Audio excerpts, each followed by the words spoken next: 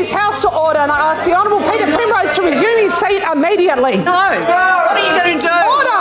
What are you going to do? You're not elected. I'm trying to give the call to your leader. Hey, take your seat. President. Give the call. You're not the president. The former president. Order. You are not the president. Order. You are bringing this House into disrepute. Order. You are bringing this House into disrepute. Order. You are bringing this House into disrepute. And that's certainly what you've done. Sit down.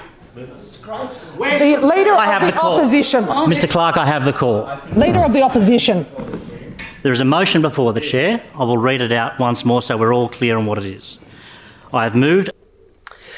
Well, what you have just seen, and for my podcast listeners heard, were the voices of Labor, Greens and some crossbench members of the New South Wales Legislative Council.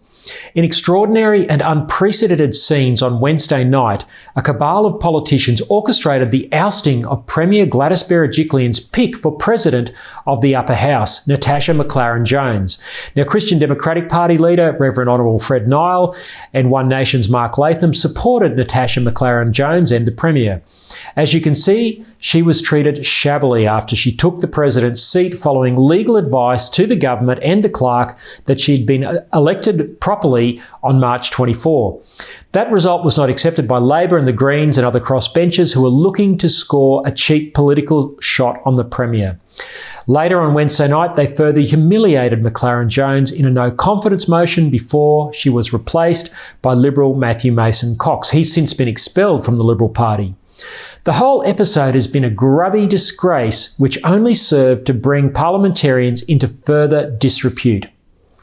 Welcome to the Lyle Shelton Show. That was my introduction to New South Wales politics, having moved to Sydney this week to take up my role with the CDP ahead of transitioning to that very parliament at Reverend Nile's retirement in November.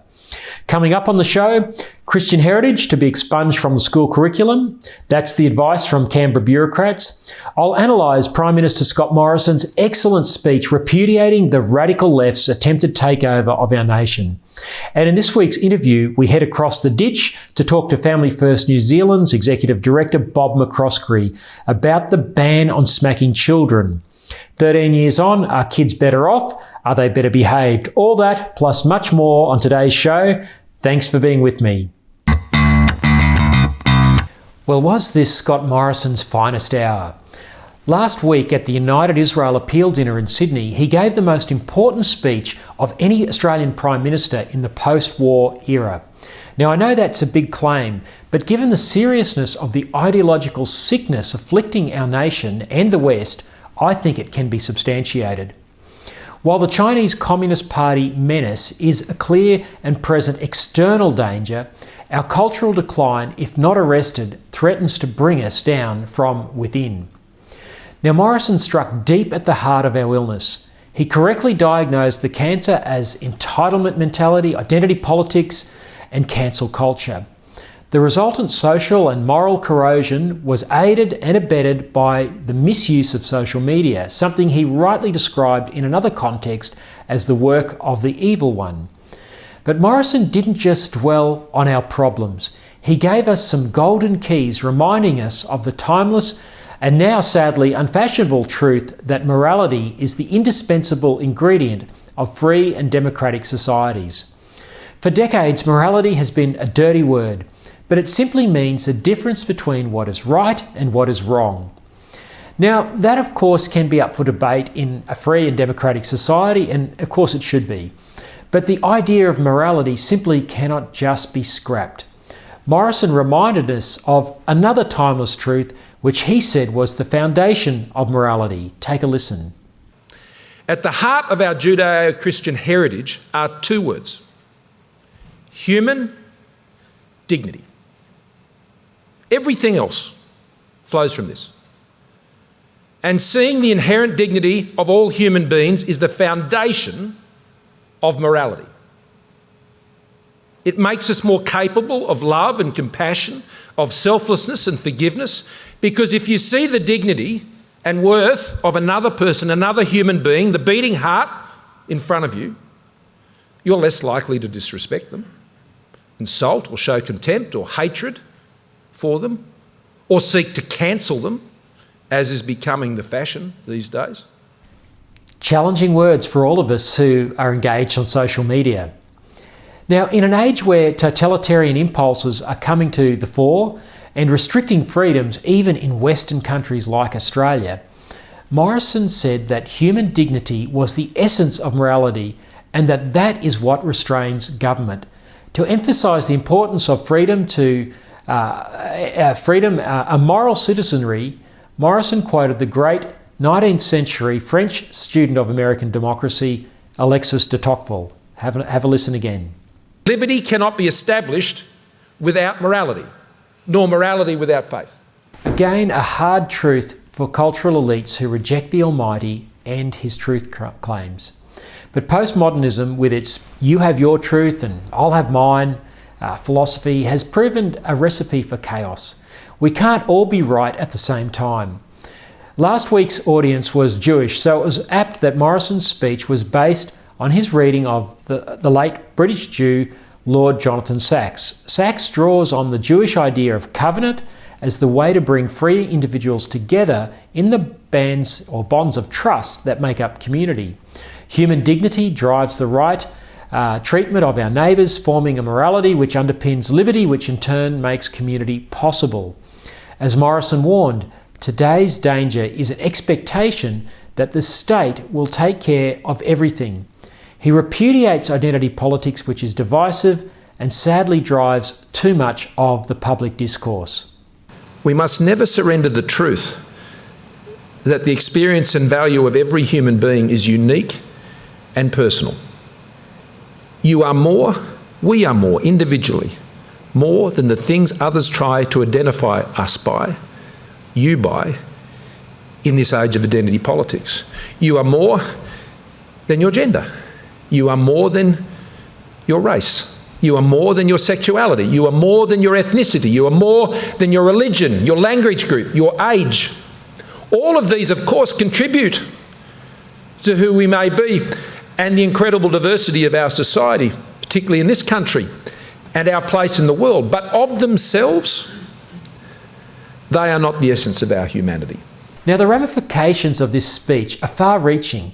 Its thesis, based on the timeless virtues which gave us our freedom and made us great, flies counter to the current narrative coming from our universities, the ABC, and those driving our education curriculum.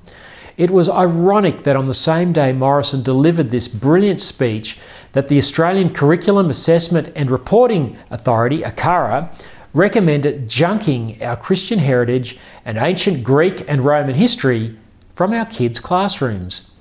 They want to favour a more anti-British Invasion Day telling of our past. Morrison's speech is the signal to cultural Marxists that their long march is to be reversed.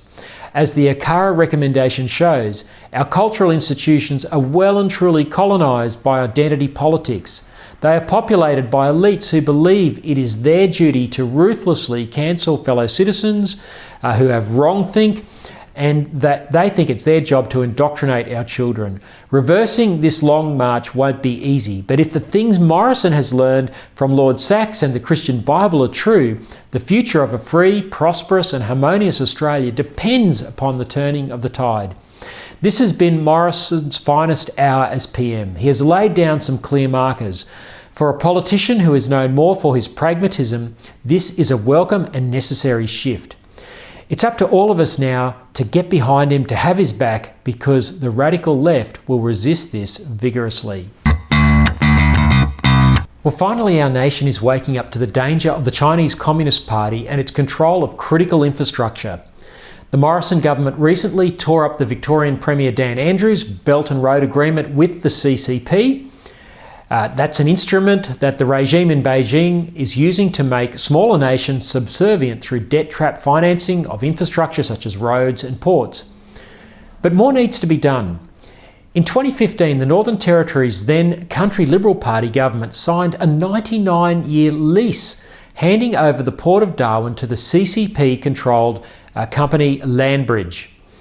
Here's what Landbridge says on a video which the Australian newspaper accessed via the company's Hong Kong website, and I quote, "Landbridge Group follows the One Belt and One Road to the world. so that the world can feel the speed and strength of Chinese national enterprises.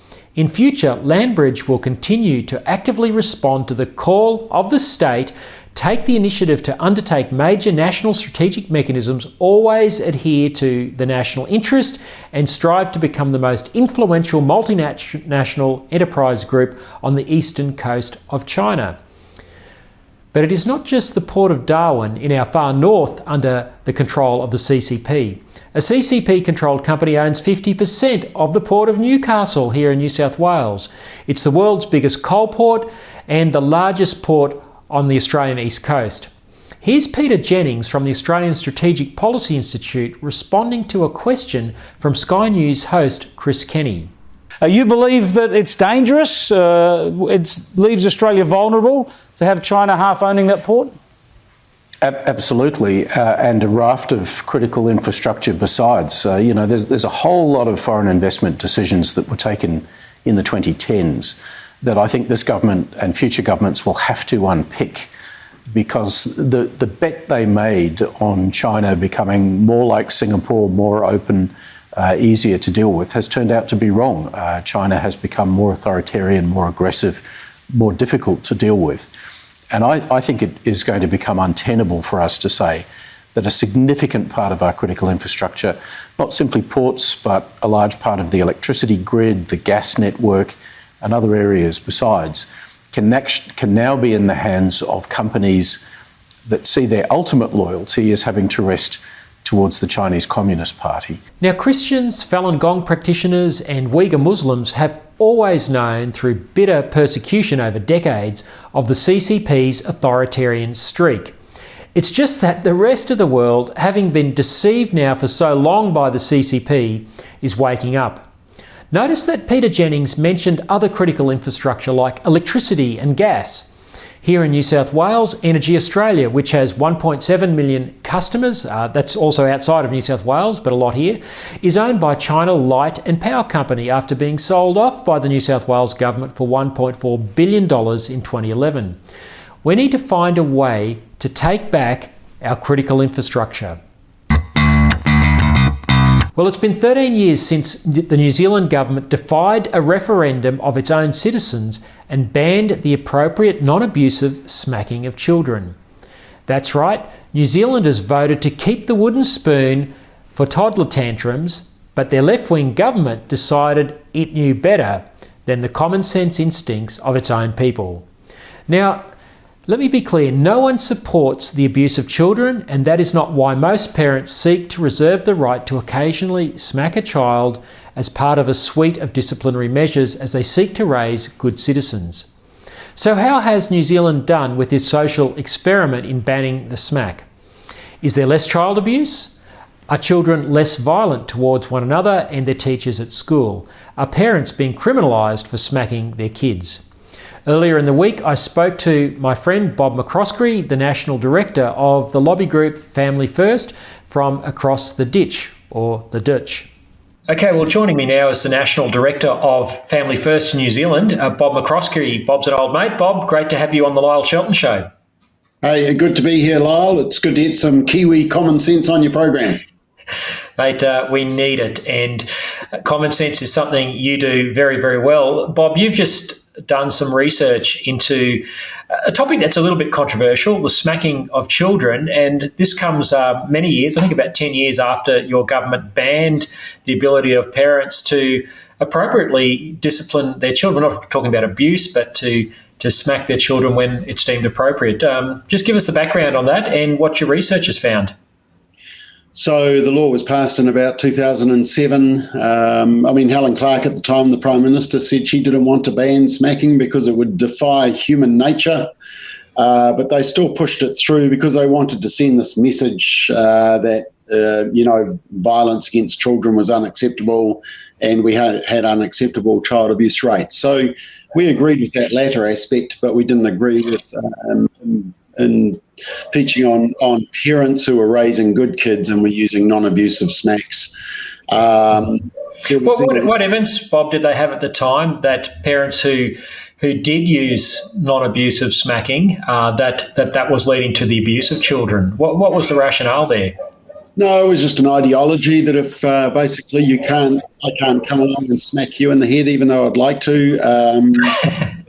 But what they failed to understand, Just for our audience there, Bob was joking and would never smack me in the head, but I just thought I need to clarify that, Bob, because but non-abusively. Non-abusively, thank you. But so they always talked about, you can't do it to an adult, so why can you do it to a child? But the problem is you don't tell an adult to eat their peas or when they go to bed or they can't go to a party or what clothes to wear or, there's a special parental relationship, so they ignore that. And, of course, as you know, you can find research that agrees with you on anything if you look hard enough. And the problem was that a lot of research on this area lumps together non-abusive smacking, smack on the bum or the hand with completely out of control, angry rage. And then they say, well, the consequences are the same, so therefore we need to ban it all. The fact of the matter is, as you know, a good telling off can become verbal abuse. Putting kids in timeout can actually become neglect if you just leave them there for 24 hours. This whole withdrawing of privileges can become abusive. The research actually shows that every parenting technique can become abusive if the parent uses it wrongly. So you come back to the type of parenting. So then we did a referendum. We managed to get 300,000 signatures, forced a referendum. 87% of New Zealanders voted against the law. The government held a review and ignored basically the referendum. That was John Key. And so for the last, 13 years, we've just been monitoring the child abuse rates and the prosecutions and what's been happening with the Ranga Tamariki, the Child Welfare Agency. And what we've found is that since the law was passed, nothing has improved.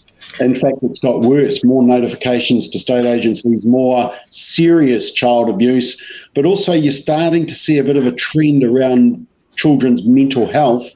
And the other concerning aspect that we're finding is we're starting to see a lot more violence in schools.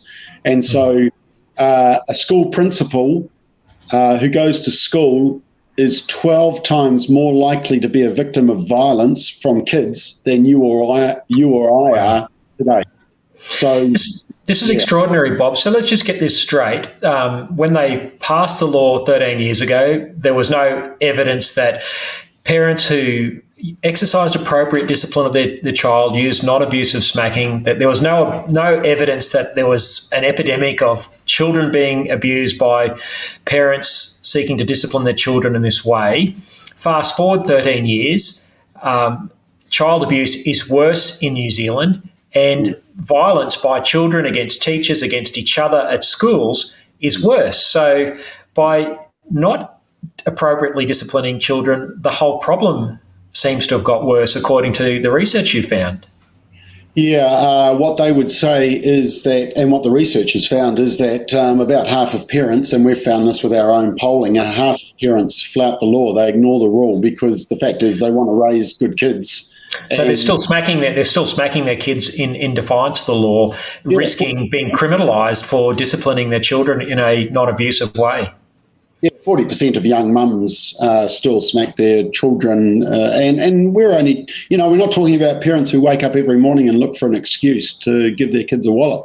We're talking about parents who are judging up, okay, what works best for this particular child? How old are they? Gee, does time out? Do they really hate? I mean, my kids, all I had to give, one of my daughters, I just had to give it a look, and she was compliant.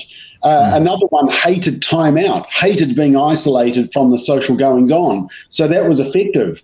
One of them would just look at my wife in the eye and say, your smacks don't hurt me, which you never say to a parent. So there was that defiance. So certain techniques work for certain kids. And that's where I think Helen Clark was right. She talked about defying human nature by banning something that is used by parents.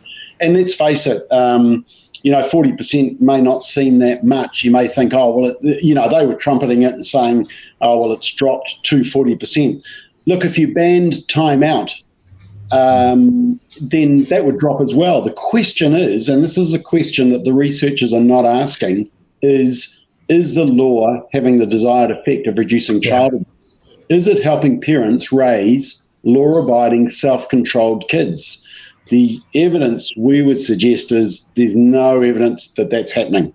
Yeah, so everything's got worse. Child abuse has got worse by banning smacking, and then violence committed by children on other children and even teachers has got worse. So it makes you wonder. This has been a futile social experiment, it would seem, over the last 13 years. Have parents actually fallen foul of this law and been prosecuted for smacking their children? Yeah, they have. We've also documented cases, and, the argument is that no parents has been prosecuted. That's not true. We've actually got a website which just shows these cases called protectgoodparents.nz, and you can actually see the cases. But see, it's not just the police, because in some ways you're better off if the police go after you because you get your day in court.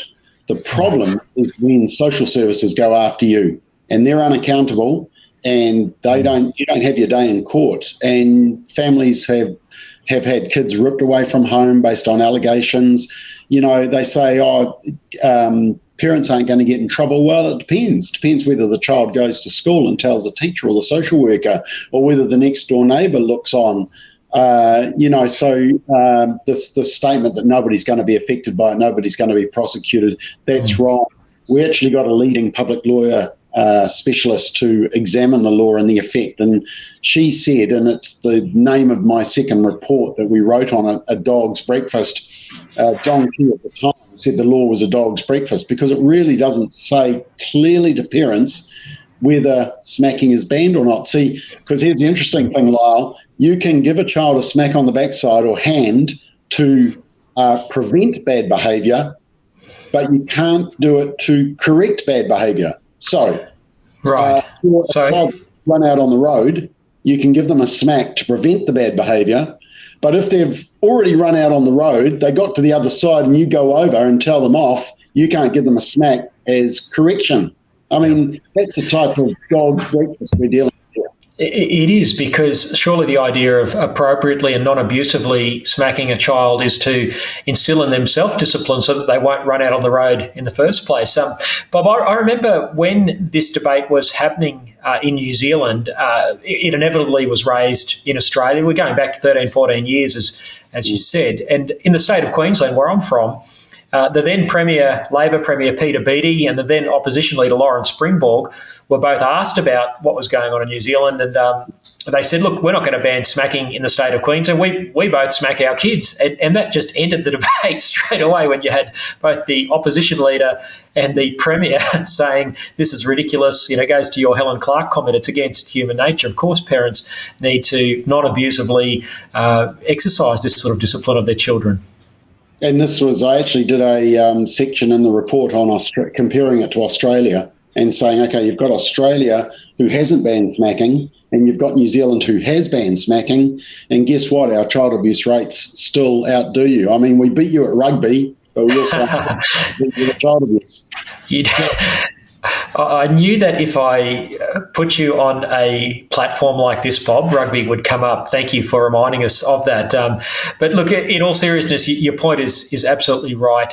This seems to be more virtue signalling by the crazy. And I'm going to use the political term left because these things are driven, sadly, often by the left, and it's part of this anti-family agenda that we've seen over the last several decades, which I know you're fighting so valiantly there in New Zealand. Bob, are you optimistic about the future? I mean, we see evidence ignored continually, as you do when you put this research forward. What do we do? Do we just keep putting forward the facts as you do in the hope that eventually things will turn around? Well, I think part of the problem, you said that it's the left pushing this, but part of the problem is that the right are asleep at the wheel. Yeah. And they really need to take some concrete pills and harden up. Sit back, and unfortunately the national government sat back on this issue. They're not willing to tackle it. They're scared of the media. They're scared of the rabid left.